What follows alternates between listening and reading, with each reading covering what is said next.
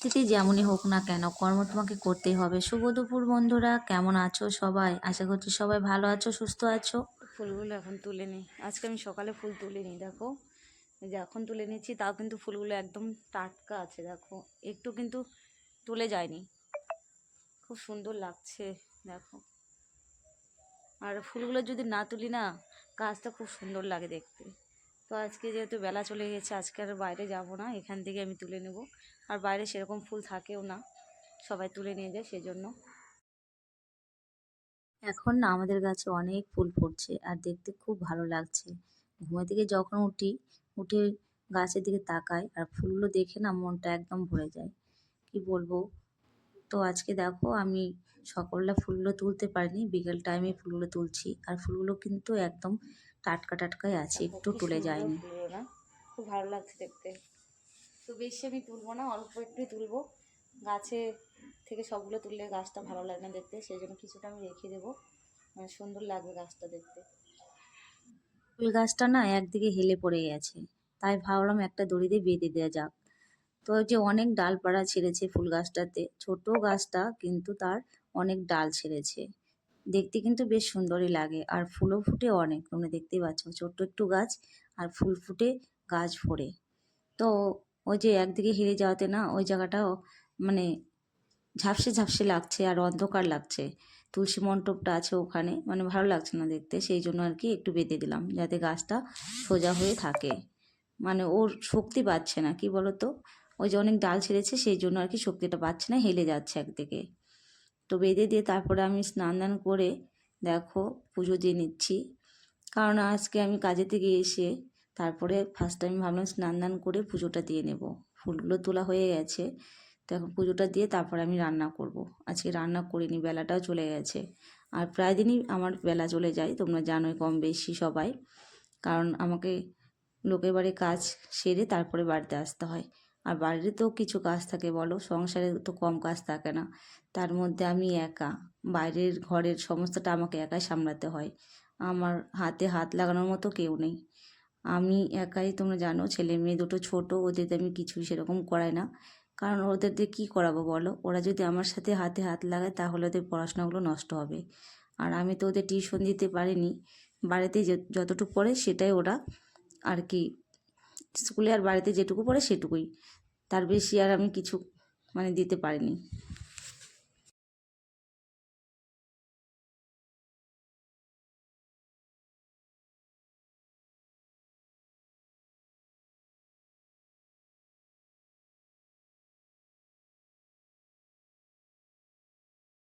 আর আমার একার পক্ষে না খুব কষ্ট হয় জানো তো, মানে শরীরে অনেক প্রেশার পড়ে যায়।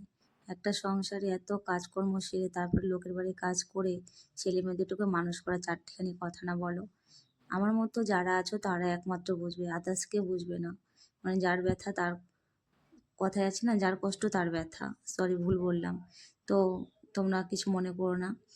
তো আমি দেখো এত কষ্ট করে চলি, লোকে কি বুঝবে যে আমি কি করে চলি বলো? আর লোকে কি আমাকে তাই হেল্প করবে? কেউ হেল্প করার মতো নেই। আর পরিস্থিতি আমার এতটা খারাপ যায় কি বলবো, সময়তে সময়তে শরীরটা ক্লান্ত হয়ে পড়ে, ভালো লাগে না। যে কয়দিন থেকে এত শরীর খারাপ কি বলবো। তোমাদের তো কালকে ভিডিওতে বলেছি আমার ডায়রিয়া হয়েছিল, ডায়রিয়া হয়ে মানে শরীরটা এতটা দুর্বল হয়ে গেছে, এতটা খারাপ লাগছে। তবুও দেখো বসে থাকার মতো পরিস্থিতি আমার নেই, যে বসে থাকবো একটু শুয়ে থাকবো সেই পরিস্থিতি আমার নেই, এতটা কর্ম খারাপ আমার। এই খারাপ পরিস্থিতির মধ্যেও আমাকে কাজ করতে যেতে হয় লোকের বাড়িতে। আর লোকের বাড়িতে কাজ না করলে আমরা খাবো কি বলো? যদি ঘন ঘন ছুটি নেই তাহলে তো টাকা কেটে নেবে ওরা। আর আমার তো এটা দিয়ে সংসারটা আমার চলে, ছেলে মেয়েদেরটুকু মানুষ করি সেটা তোমরা জানো। তো আমার তো আদার্স আর কোনো ইনকামের সোর্স নেই, এটা দিয়ে আমাকে চলতে হয়। আর আমাকে ঘর ভাড়া দিতে হয়, মানে সমস্তটা দিক চিন্তা ভাবনা করে আমি কিন্তু শরীর খারাপ হলেও শুয়ে থাকতে পারি না, আমাকে কাজে যেতেই হয়।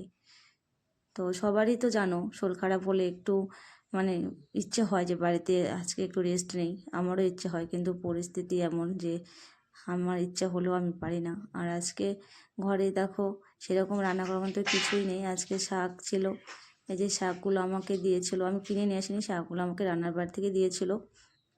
তো এটা আজকে ভাজা করবো আর ভাত করব, আর কিছু নেই। আর আমরা তো বেশিরভাগ জানোই, মানে আমাদের যা জোটে তাই খাই। ওটা আমাদের কোনো ব্যাপার না, আমাদের অভ্যাস হয়ে গেছে। কারণ আমাদের মানে কর্মটাই এরকম, আমাদের যখন যেটা জুটবে সেটাই খেয়ে থাকতে হবে। ভালো খাবার ইচ্ছে হলেও তো আমরা খেতে পারবো না। ইচ্ছে হয় অবশ্যই, ছেলে মেয়ে দুটো তো ইচ্ছে হয় যে মা সময়তে বলে যে মা একটু ভালো মন্দ আনো, একটু খাবো মাছ মাংস, কিন্তু দেখো আমি টাকার জন্য ওদেরকে এনে খাওয়াতে পারি না। আমি তো মা, আমার খুব কষ্ট হয় জানো তো। আমারও ইচ্ছে হয় ছেলে মেয়ে দুটো একটু ভালো মন্দ এনে খাওয়াই, কিন্তু কি বলবো, টাকার চিন্তা ভাবনা করে এনে খাওয়াতে পারি না। আজকে শাক ভাত, কালকে নুন ভাত, এই সমস্ত খেয়ে আমাদের কাটাতে হয়। যেই ভাবনা সেই কাজ। দেখো আমি রান্না করতে করতে ভাবছিলাম যে আকাশটা মেঘ করে আছে, হয়তো কখন বা বৃষ্টি নামবে ঝমঝম করে। সত্যি সত্যি তাই, রান্না শেষ না হতে হতেই দেখলাম মানে বৃষ্টি পড়ছে এক দু ফোঁটা করে। তো সেই জন্য আমি কিন্তু রান্নাটা তাড়াতাড়ি করে সেরে তারপরে জামা কাপড়টা তুলতে গিয়েছিলাম। আর শাক ভাজাটা আমি বসিয়ে দিয়েছিলাম, বসিয়ে একটু ঢেকে দিয়েছিলাম। জল উঠেছিল, তোমরা তো দেখলেই জল উঠেছিল, তো ভাবলাম যে ডাঁটাগুলো আছে যে সেগুলো তো সেদ্ধ হবে, সেই জন্য একটু ঢেকে দেই, তাহলে সেদ্ধ ভালো করে হবে। আর ঢাকনাটা তুলে আমি আবার দুটো শুকনো লঙ্কা ভেজে নিয়েছি শাকের সাথে, কারণ আগে ভাজতে ভুলে গিয়েছিলাম। আর শাকের সাথে শুকনো লঙ্কা ভাজলে খেতে ভালো লাগে। ছেলে মেয়ে খাবে না, আমার জন্য ভেজেছি, আমিই খাবো। আর আমি রান্না টান্না করে দেখো উঠানটাও একটু ঝাড় দিয়ে নিলাম, কারণ বিকেলবেলা উঠানটা ঝাড় না দিলে না ভালো লাগে না, পাতা টাতা পড়ে একাকার হয়ে যায়। যেহেতু উঠোনের মধ্যে একটা আম গাছ আছে, আর সেই জন্য কিন্তু পরিষ্কার পরিচ্ছন্ন করার সাথে সাথে কিন্তু আবার নোংরা হয়ে যায়। আর এখন তো আমও ধরেছে, এক দুটা করে আমও পড়ছে, আর পাতাও পড়ছে, আর যখন তখন বৃষ্টি নেমে আসে আরও নোংরা হয়ে যাচ্ছে। তো সেই কারণে একটু উঠানটা ঝাড় দিয়ে নিলাম, ঝাড় দিয়ে তারপরে আমি জামা কাপড়গুলো তুলে নিচ্ছি। আর এক দু ফোঁটা করে বৃষ্টি পড়ছে। এই জামা কাপড় ধুয়ে দিচ্ছি আমি, দুদিন হয়ে গেল, তো এখনও শুকায়নি। যেহেতু রৌদ্র নেই, বৃষ্টি আসছে কখনো আবার কখনো চলে যাচ্ছে, কিন্তু ওয়েদারটা মেঘ, মানে কোনো রকম রৌদ্র নেই, সেই জন্য শুকাচ্ছে না। জানি না কবে শুকাবে, আবারও হয়তো কালকে দিতে হবে। ফ্যানগুলো ভেজা ভেজা আছে। তো যাই হোক, এগুলো আমি দেখো এখন বারান্দাতে একটু মেলে দিব। জেঠিমা নেই, সেই কারণে, জেঠিমা থাকলে তো মেলতে দিবে না, কারণ জেঠিমা থাকলে আমার মেলার মানে উপায় নেই বারান্দাতে। ভয়ে ভয়ে মানে কি বলবো, যদিও মেলি ভয়ে ভয়ে মেলতে হয়। আর যদি জেঠিমা দেখে তাহলে কিন্তু দড়ির থেকে সমস্ত কিছু ফেলে দেয়, মানে রাখতে দেয় না।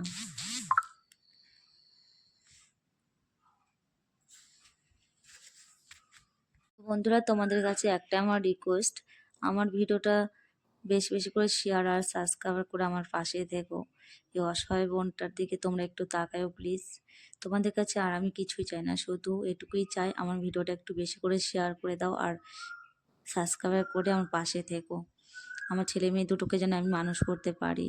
অনেক কষ্ট করে ছেলে মেয়ে দুটোকে নিয়ে আমি মানে দিন কাটাই, খুব কষ্ট আমাদের। ঠিকমতো আমরা খেতে পারি না, ঠিকমতো জামা কাপড় পরতে পারি না, ছেঁড়া জামা কাপড় পরে আমরা থাকি। তোমরা তো দেখতেই পাও ভিডিওর মধ্যে কত কষ্ট করে আমরা থাকি। আর ছেলে মেয়ে দুটাকেও আমি ঠিকমতো জামা কাপড় দিতে পারি না, খাওয়াতে পারি না, খুব কষ্ট আমাদের জানো তো। তো আজকে এখানে ভিডিওটা শেষ করছি, দেখা হচ্ছে তোমাদের সাথে আবার একটা নেক্সট ভিডিওতে। ততক্ষণ তোমরা ভালো